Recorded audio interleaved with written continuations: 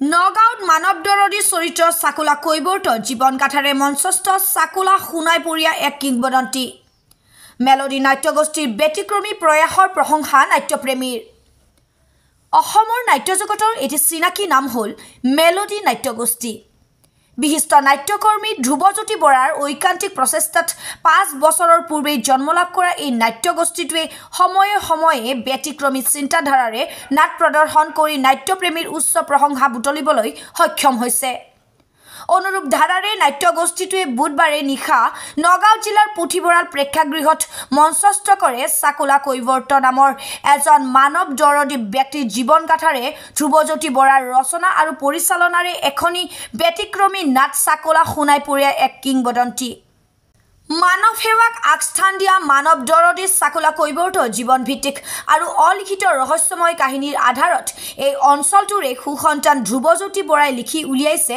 এই নাটখনি পাহৰণিৰ গৰ্ভত হেৰাই যাব ধৰা চকলাঘাট অঞ্চলটোৰ ইতিবৃত্তি ৰাজ্যবাসীৰ লগতে নৱপ্ৰজন্মক জ্ঞাত কৰাৰ মানসেৰে ৰচনা কৰা এই নাটখনি প্ৰদৰ্শনৰ পূৰ্বে মঞ্চ মুকলি কৰে স্থানীয় বিধায়ক ৰূপক শৰ্মাই লগতে বন্তি প্ৰজ্বলন কৰে উপানন্দ কটকী পুণ্যদা বৰা অজিত বৰঠাকুৰ দীপক বৰা আৰু ডাক্তৰ মুকুট গোস্বামীয়ে নাটখনিত প্ৰতিজন অভিনয় শিল্পীৰ বলিষ্ঠ অভিনয়ৰ সমান্তৰালভাৱে অঞ্জন বৰাৰ মনোমোহা মঞ্চসজ্জা প্ৰকাশ বৰাৰ ৰূপসজ্জা দীপাংকৰ শইকীয়াই সুন্দৰকৈ সজোৱা সংগীতৰ লগতে গৌতম শইকীয়াৰ পোহৰৰ মায়াজালত বেছ উপভোগ্য হৈ পৰা নাটখনি উপভোগ কৰি প্ৰতিজন দৰ্শকেই ভূয়সী প্ৰশংসা কৰাৰ লগতে মেলোডি নাট্যগোষ্ঠীৰ এনে ব্যতিক্ৰমী প্ৰয়াসৰ শলাগ লয়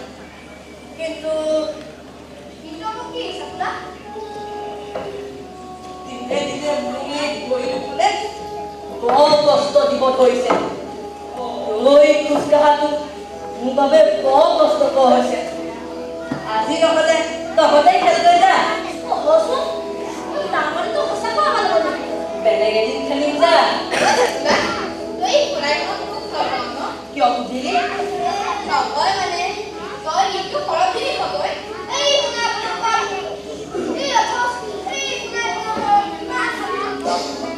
ক'ব নোৱাৰো এই নৈখনৰ কাষত থাকিলে মোক সঁচাকৈ ভাল লাগে এই নৈখনৰ কাষতে মোক সদায় থাকিবলৈ মন যায় তই তেনেকৈ কিয় কৈছ ঠিকেল এই যে পানী ইয়াৰ আমাৰ প্ৰাণ পানী নহ'লে কোনো জীৱ জন্তু জীয়াই থাকিব নোৱাৰে নহয় কি হ'ল বৰ ভাল লাগিছিল আকৌবা গাই শুনাবি এ ভগৱান তই যদি শুনিব বিচাৰ এবাৰ কিয় 10 বাৰ গা কহিয়া সকলো হ'ব কি হ'ল এ জি গাঁও কোনটোলে গাঁও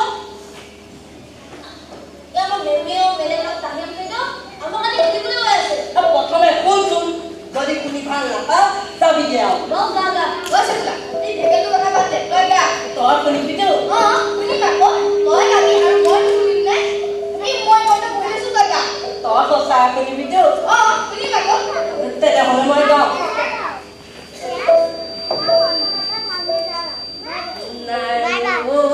নাই তই নৰে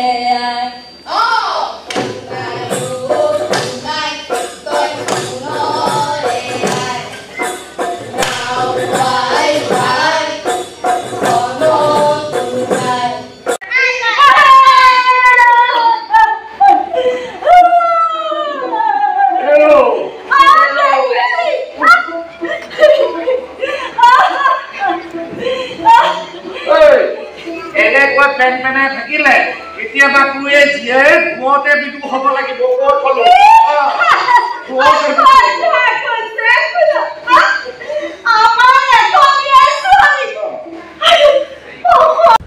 নহয় এই ক্ষেত্ৰত মানে প্ৰথমে মই আপোনালোকক সদৌতিলৈকে আপোনালোকৰ চেনেলৰ জৰিয়তে শ্ৰদ্ধা জনাইছোঁ, নৱবৰ্ষৰ শুভকামনা জনাইছোঁ। সকলোৰে মন সুন্দৰ হওক, দীৰ্ঘজীৱী হওক, সুস্বাস্থ্যৰে থাকক।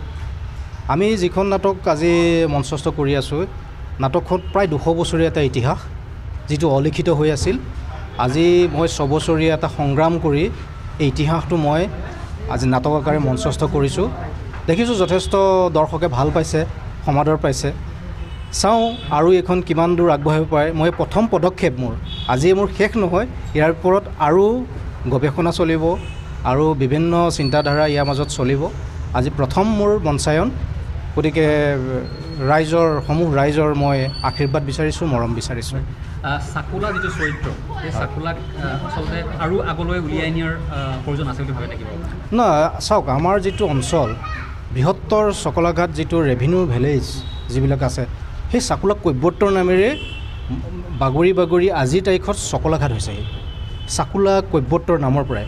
গতিকে তেওঁৰ প্ৰাসংগিকতাটো আমাৰ অঞ্চলৰ বাবে আটাইতকৈ গুৰুত্বপূৰ্ণ কথা। নৱপ্ৰজন্মই তেওঁৰ বিষয়ে আজিলৈকে একো নাজানে, কিন্তু মই সেই উদ্দেশ্য আগত ৰাখি লিখিতভাৱে মই এখন নাটকৰ জৰিয়তে মই এইটো সচেতন কৰিব বিচাৰিছোঁ। আৰু স্কুলবিলাকতো আমি গৈ সকলো ষ্টুডেণ্টক আমি কৈছোঁগৈ, সজাগতা যিটো সমাজ সজাগতা হিচাপে ইয়াত নাটক উপভোগ কৰিলে বহুত জানিব, বুজিব, আমাৰ অঞ্চলৰ ইতিহাস জানিব। গতিকে সেই ভাবিয়ে মই এই কামখন আগবঢ়াইছোঁ। আৰু চাকুলা আপুনি যদি এই ক্ষেত্ৰত আগভাগ নল'লে হ'লে হয়তো সময়ৰ ফলত হেৰাই গ'ল হ'লে, গতিকে এই ক্ষেত্ৰত আৰু আপুনি গৱেষণা বা তেনেকুৱা কিবা প্ৰয়োজন আছেনে বা কৰিব নেকি আপুনি আগলৈ? আৰু তেনেকুৱা এতিয়া মই এইখন 6 বছৰীয়া যিটো মই গৱেষণা কৰিলোঁ, লিখিত কোনো ইতিহাস নাই। মই মানুহক সুধি 4জন মানুহক সুধিছোঁ, তাৰ পৰা মই 2জনৰ বক্তব্য ৰখাইছোঁ। গতিকে মোৰ মানে কষ্ট হৈছে, যেনেকৈ ডেড বডি খান্দি পেলাই উলিয়াব লগা হৈছে কথাখিনি, তেনেকৈ মই উলিয়াই লৈছোঁ। আৰু মই ভাবোঁ ইয়াৰ পাছত মই বিহুৰ ওপৰত তেনেকুৱা গৱেষণামূলক এটা চিন্তাধাৰা ৰাখিছোঁ, সেইটো আজিৰে দৰ্শকে গম পাব। চাকুলাৰ সমৰবিলাক আপুনি ক'ৰ পৰা অকল নগাঁৱৰ পৰাই গোটাইছেনে আৰু বেলেগতো গৈছে আপুনি? মই যিটো আমাৰ চাকুলা ঘাটৰ যিটো বিখ্যাত ঘাট, আমাৰ সোণাই পাৰৰ সোণাই কাষৰীয়া যিখিনি অঞ্চলৰ মানুহ, সেই মানুহখিনিকে মই সুধিছোঁ। আৰু তেওঁলোকৰ ইতিহাসটো আমাৰ বহু মানুহে পুৰণা মই যিসকলক সুধিছিলোঁ, তেওঁলোক আমাৰ মাজত বয়সস্থ কেইবাজনো নাই। গতিকে তেওঁলোকে জানিছিলে আৰু মোক বিভিন্ন তথ্য দিছিলে।